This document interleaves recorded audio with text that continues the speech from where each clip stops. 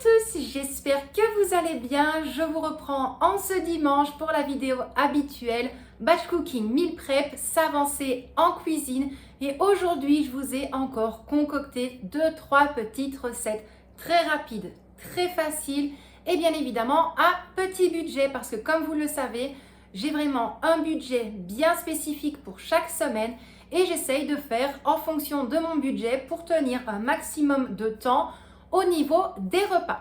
Comment vous dire que là, je suis déjà hyper contente au niveau des repas dans mon congélateur. Il se remplit quand même très bien et très vite. Donc ça, on est super content. Par contre, petit aparté concernant la vidéo d'aujourd'hui. De base, je ne comptais pas spécialement vous faire d'intro, mais j'ai eu un très gros souci lors d'un passage, je vais dire comme ça, d'une vidéo. Je pense que si je ne dis pas de bêtises, c'est au niveau de la sauce tomate. Donc je devais vraiment vous montrer tout ce que je mettais à l'intérieur, plus le montage, je vais dire ça comme ça, de ma lasagne. Petit problème, j'ai eu l'impression en fait qu'il y avait vraiment un voile blanc sur mon téléphone. Donc j'hésite un petit peu à savoir si c'était pas la buée parce que la cuisine étant quand même assez petite, il fait très froid dehors et alors avec tout allumé à l'intérieur, j'ai pas mal de condensation un petit peu partout.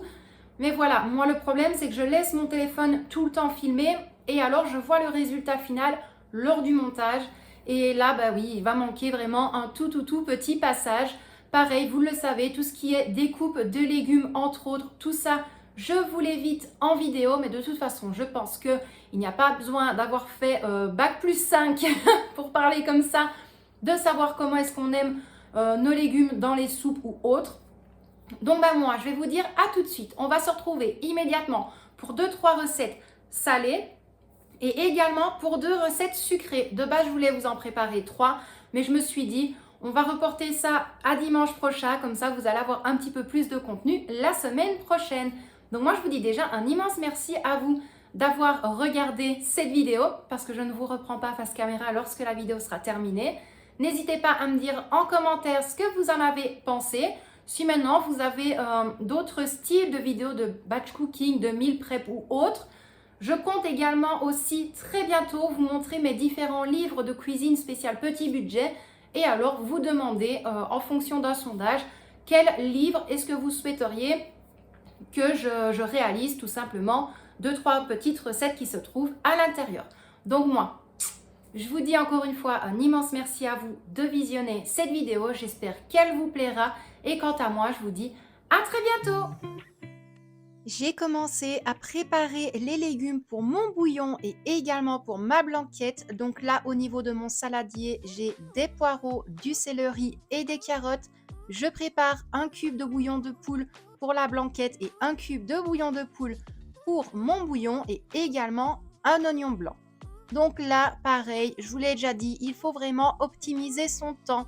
Donc dans la première casserole, je mets la quantité de légumes nécessaire pour ma blanquette de... C'était pas avec du poulet, c'était de la dinde, je vais y arriver. Et dans ma seconde casserole, je place alors l'autre partie des légumes pour effectuer mon bouillon.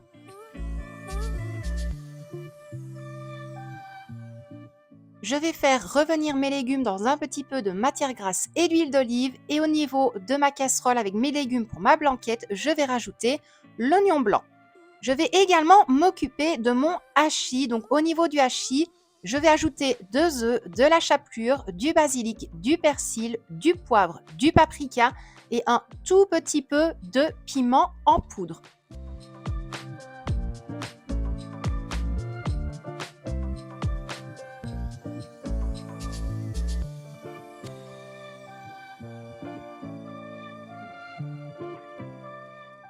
Au niveau des légumes pour ma blanquette, je viens placer mon gros morceau de dinde à l'intérieur. Mon bouillon de légumes est prêt et honnêtement, il était super bon. Et je viens faire fondre de la matière grasse dans une petite casserole pour faire revenir mes petites boulettes qui vont me servir pour la réalisation des boulettes à la sauce tomate. Une fois que mes petites boulettes sont bien cuites, je vais ajouter la pulpe de tomate.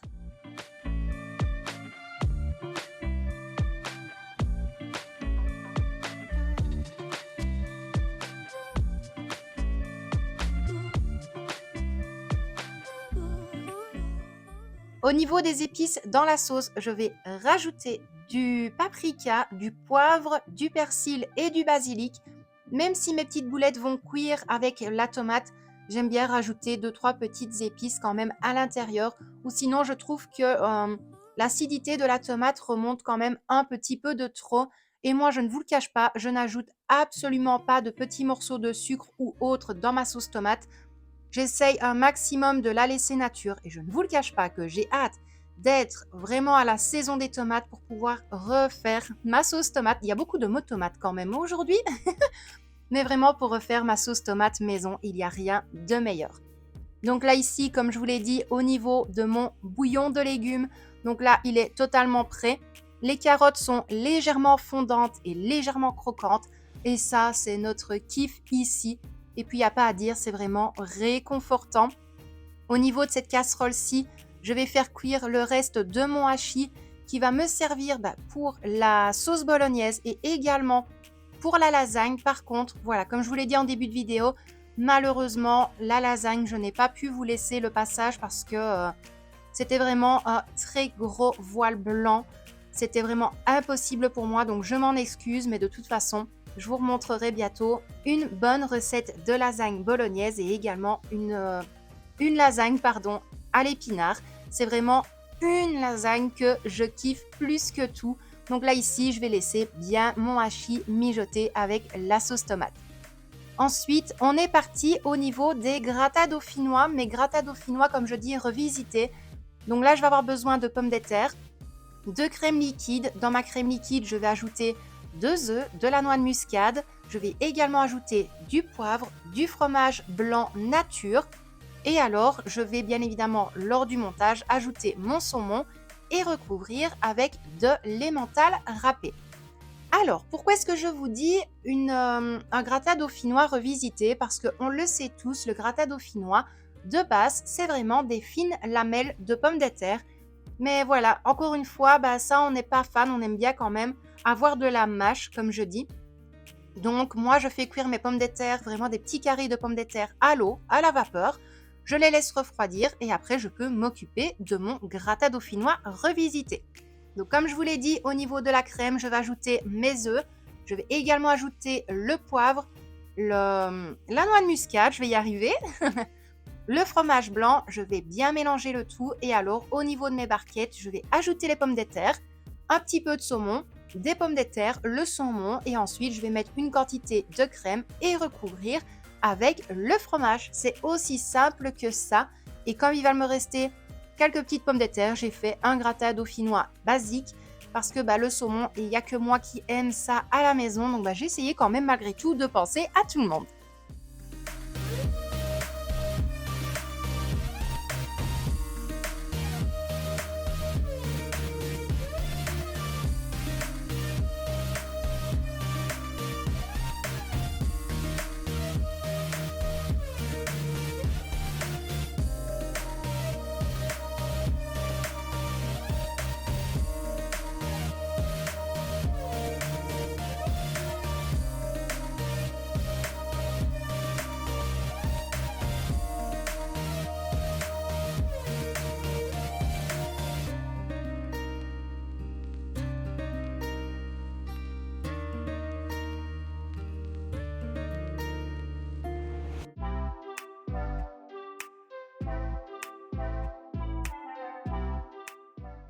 Et voilà ce que ça donne une fois sortis du four et honnêtement, ils étaient super bons. On en a terminé avec la partie salée, donc franchement hyper contente. J'ai quand même un petit pot de bouillon de légumes, 4 barquettes de blanquettes de dinde, une barquette de boulet à la sauce tomate et ma sauce bolognaise maison. Donc là, on va partir immédiatement au batch cooking sucré. Et là, pour la première recette, ce sera une apple pie, une tarte aux pommes à l'américaine. Donc au niveau des pommes, là j'en ai pris entre 6 et 7. Je les coupe vraiment très très finement, pas trop fines non plus. Je vais ajouter 30 g de beurre. Donc le beurre, je ne le fais absolument pas fondre au micro-ondes.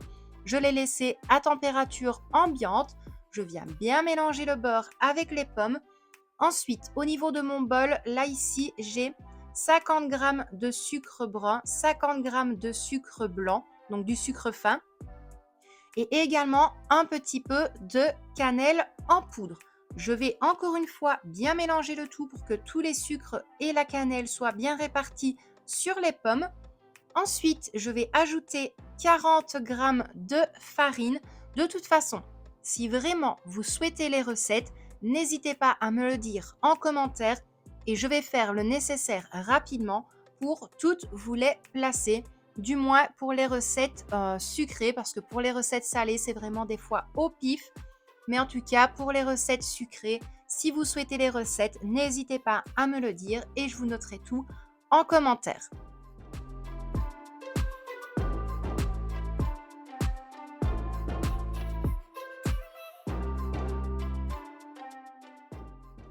Donc là, mes pommes sont bien mélangées. Je viens prendre une première pâte feuilletée. Je vais bien la placer au niveau de mon moule à tarte. Je vais bien abaisser le fond.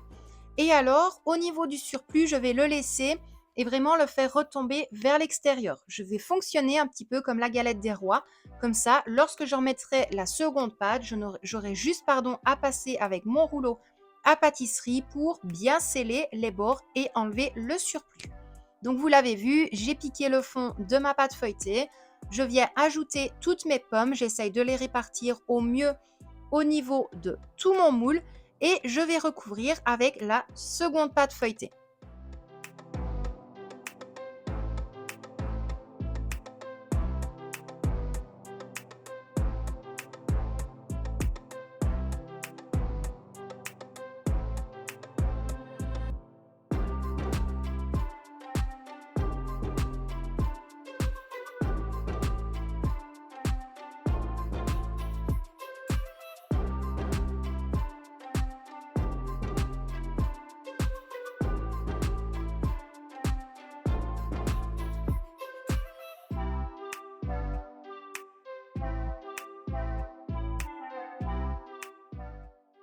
Les bords sont bien scellés. On n'oublie pas de faire un petit trou sur le dessus de notre tourte. Les quadrillages, c'est à vous de voir si vous en souhaitez ou non, ou sinon vous pouvez laisser la tourte telle qu'elle. Pour la dorure, on aura besoin de 1 cuillère à soupe de lait avec un jaune d'œuf.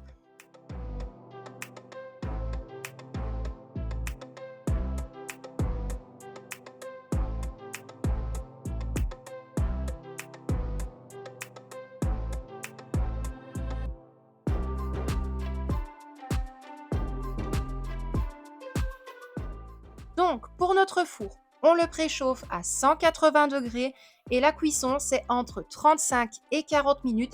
C'est vraiment selon le four de chacun. Moi, je fonctionne avec un four à chaleur tournante et à 180 degrés avec le four à chaleur tournante, ça a cuit 30 minutes et elle était plus que parfaite.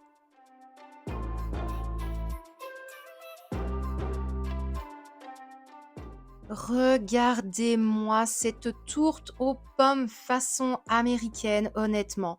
Elle est magnifique et elle était plus que délicieuse. Et je ne vous le cache pas, mon mari a pris 2 parts. Voilà, on a dû aller très très très très vite pour pouvoir avoir une part chacun. Et alors là, je vous montre l'intérieur. Honnêtement, testez-la, j'attends vos retours. Mais celle-ci, c'est un number one à la maison. Donc, première partie sucrée, on passe à la seconde et là c'était pour un petit déjeuner. Je suis partie sur des pancakes. Pour les pancakes, il va nous falloir 2 œufs, donc les 2 blancs séparés des 2 jaunes. Les 2 jaunes, je vais les fouetter avec 30 g de sucre. Une fois bien mélangés, je vais venir y déposer 300 g de farine avec un demi-sachet de levure, donc de poudre à lever. Je vais bien mélanger le tout et alors petit à petit, je vais ajouter 350 ml de lait, mais vraiment au fur et à mesure pour éviter les grumeaux.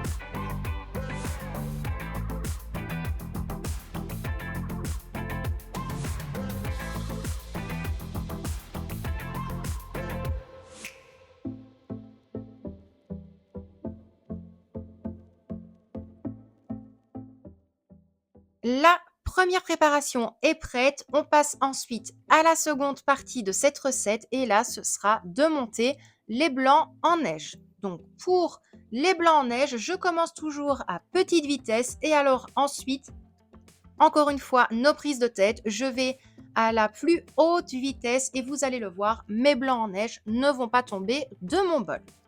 Concernant les blancs en neige, on va les mettre dans la préparation précédente en soulevant bien la pâte, de 1 pour éviter de les casser et de 2 pour faire rentrer un maximum d'air en même temps dans notre pâte à pancake.